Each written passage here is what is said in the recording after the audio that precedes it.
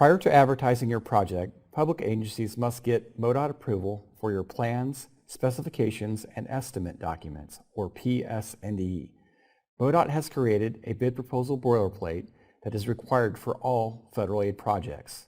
This boilerplate was created to ensure all required federal documents are included in every project. The boilerplate streamlines the process by reducing review times and standardizing contracts for bidders. A checklist of required PS&E items is available in Figure 136.9.1 of MoDOT's Engineering Policy Guide. The engineer's estimate is the basis of award for all construction contracts. The engineer's estimate is based on what you think is a fair and reasonable price for the contract items. It is not the budget. When MoDOT approves the engineer's estimate as part of the PS&E approval process, it is assumed that this estimate is the basis of your award. Therefore, any bids that are within a reasonable range of the estimate should be awarded. If the engineer's estimate is over your budget, then you need to go back to the drawing board to determine how to reduce the costs while still delivering the scope of the project. You should never advertise for bids on a project where the engineer's estimate is over the budget your agency can afford. This is considered bid shopping and is not allowed. You will now see a short video on federal requirements for project advertisement, bid review, and request for concurrence and award. After the environmental and design work for your federal aid project is complete and you're ready to bring in a contractor to build the project, you should consider the following questions. Are there specific rules for advertising my project? And how do I analyze bids in order to choose a contractor? Let's focus on the answers to these questions and the associated requirements you must adhere to before your federal aid construction contract can be awarded. These requirements help preserve a competitive environment for bidding, ensure fair and open competition, and ultimately maximize the use of federal aid funds. After your oversight agency authorizes the use of federal funding for construction, your first step is to find a contractor to do the work. This is typically referred to as advertising the project, meaning you publicly or electronically announce your intent to solicit bids for a construction contract. Under normal circumstances, you advertise the project for a minimum of 3 weeks to provide sufficient time for contractors to assemble and submit bids. The solicitation must specify the exact day and time the advertisement period closes in the announcement. All contractors must submit their completed bid packages to you by the official close of the solicitation period. After that date and time, bids can no longer be accepted or changed. Just after the close of the advertisement period, you open the bids and read aloud or publicly share the list of bidders and their bids and identify which is the apparent low bid. Advertising and opening bids according to these requirements help to maintain credibility and transparency among the bidders and the public. Now that the bids have been opened, it's time for you to analyze the apparent low bid as acceptable and meets all requirements. You need to consider 4 primary factors. Is the bidder considered responsible? How do the bids compare to the engineer's estimate? Is the bid considered responsive? Was there adequate competition? The first question to consider in your analysis is the bidder responsible? A responsible bidder is one who is physically organized and equipped with the financial means to undertake and complete the contract. A responsible bidder is also one that is not suspended or debarred, or whose business ethics have not been otherwise determined to be inadequate. Some agencies use a pre-qualification process to help determine responsible bidders. However, pre-qualification should not be used to restrict competition or discourage otherwise responsible bidders from submitting a bid. The next question to consider is, how do the bids compare to the engineer's estimate? Local public agencies, or LPAs, must develop and use an engineer's estimate for analyzing bids. You use the engineer's estimate as the benchmark to compare against all bids. This estimate reflects the amount you consider fair and reasonable and are willing to pay for the performance of the work. As you analyze the apparent low bid, you should pay close attention to any irregularities associated with either an individual item or the overall bid. An irregular bid is when the apparent low bid differs from the engineer's estimate in a manner that appears unreasonable. Irregular bids play a key role in the decision to reject or award a contract. Pay special attention to unbalanced bids and consider the potential for savings if the project is re-advertised. There are two types of unbalanced bids. A mathematically unbalanced bid contains lump sum or unit bid items that do not reasonably reflect the actual costs to construct the item. A materially unbalanced bid creates reasonable doubt that an award to that bidder would result in the lowest ultimate cost to the government. You should consider rejecting an unbalanced bid when it cannot be reasonably explained or if you have a reasonable doubt that it would result in the lowest overall cost to the government.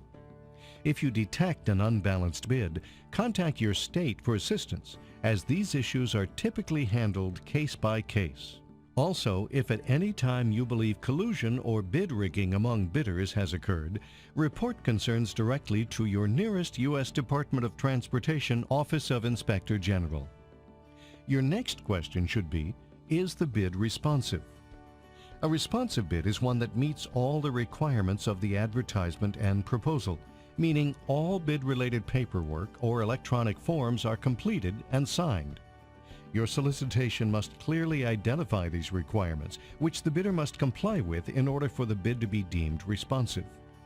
Among the reasons a bid may be considered non-responsive are not signing the bid in ink or not supplying a valid electronic signature where electronic bidding is used, failing to include the required certification statements, not meeting specified pre-qualification or bonding and insurance requirements, and failure to commit to the Project Disadvantaged Business Enterprise or DBE goals, or failure to demonstrate good faith efforts in attempting to commit to DBE goals.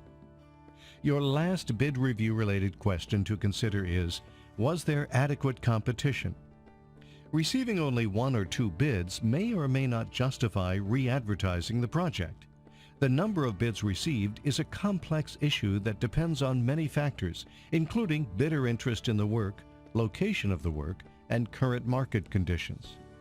When you have concerns with the adequacy of competition or the number of bids for your project, contact your State Department of Transportation to help you determine if re-advertising the project is appropriate.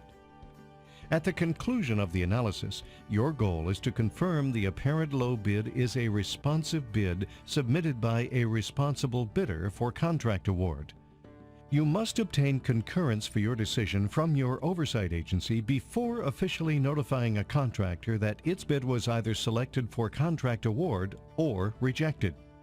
Submit your written request for concurrence in award to the State Department of Transportation, who will either act on your request or forward it to the Federal Highway Administration for approval, depending on who has oversight of the project. In support of your request, you must summarize the results of your bid analysis and highlight any irregularities that may be identified. Your summary must include the bid tabulations of the project, showing bid item details for at least the low 3 acceptable bids and the total amounts of all other acceptable bids. Don't forget to include a statement that identifies which bid you are recommending for contract award.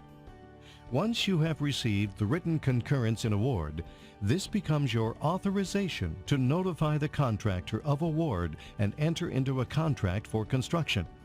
If you enter into a contract before receiving written concurrence in award, the result can mean losing all federal funds for the project. Awarding a construction contract to a responsible contractor who submits the lowest responsive bid is one of the most basic tenets of federal aid contracting. These requirements help preserve a competitive bidding environment to provide the lowest cost to the government for projects. Contact your state DOT if you have questions about advertising, analyzing bids, or requesting concurrence in award of your federal aid contract. In Missouri, MoDOT requires public agencies to advertise all construction contracts on MoDOT's LPA website for 21 days prior to the bid opening.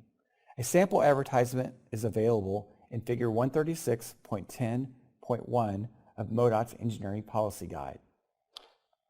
MoDOT also requires public agencies to use MoDOT's pre-qualified contractor list on projects that involve bridges and roadways.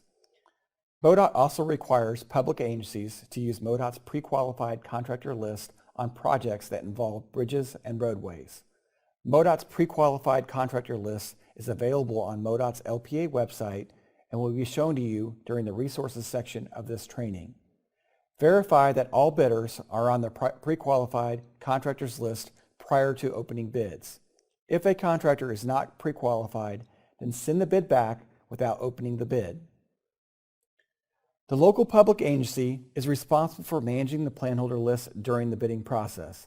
Any addendums to the original bid documents must be made available and acknowledged by all planholders. If an addendum is not received or acknowledged by any of the planholders, it could require all bids to be rejected. MoDOT recommends the use of pre-bid meetings for complex projects. Pre-bid meetings provide an opportunity to reduce contractor risk by explaining complex portions of the project and answering bidder questions prior to the bid opening. Minutes of the meeting should be made available to all bidders. You have the option of requiring pre-bid meeting attendance, but it is not recommended because it could disqualify bidders and limit the competition. Concurrence and award requests are submitted to MoDOT by email immediately after the bid opening. A checklist of documents to submit with your bid concurrence request can be found in Figure 136.10.2 of MoDOT's Engineering Policy Guide.